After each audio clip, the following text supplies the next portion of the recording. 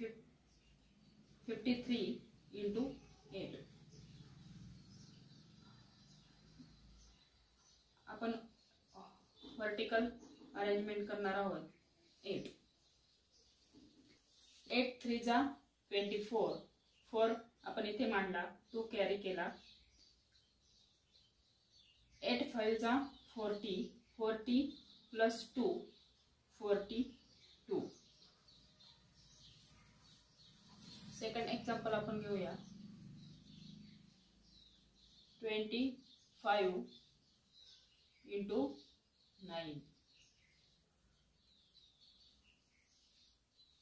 9 चा टेबल आपण 5th पर्यंत काउंट करायचा आहे. 9 5 जा 45. 5 इथे मांडायचा, 4 कॅरी करायचा. 9 चा टेबल आपण 2a पर्यंत काउंट करणार आहोत. 9 2 जा 18.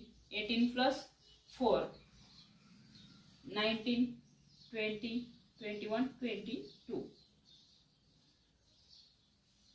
असे आन्सर आलं. आता आपण 3 एक्झाम्पल घेऊया. 86 मल्टिप्लाय 5. 5 चा टेबल आपण 6 पर्यंत काउंट करणार आहोत. 5 6 जा 30. 30 मध्ये 0 आपण इथे मांडणार आहोत. 3 5 8 जा 40. 40 प्लस 3 43. 75 into 11. 5 1 जा 5. 5 7 1 जा 7. ह्या 1 चा मल्टिप्लिकेशन झालं म्हणून आपण इथं प्लस साइन करणार आहोत.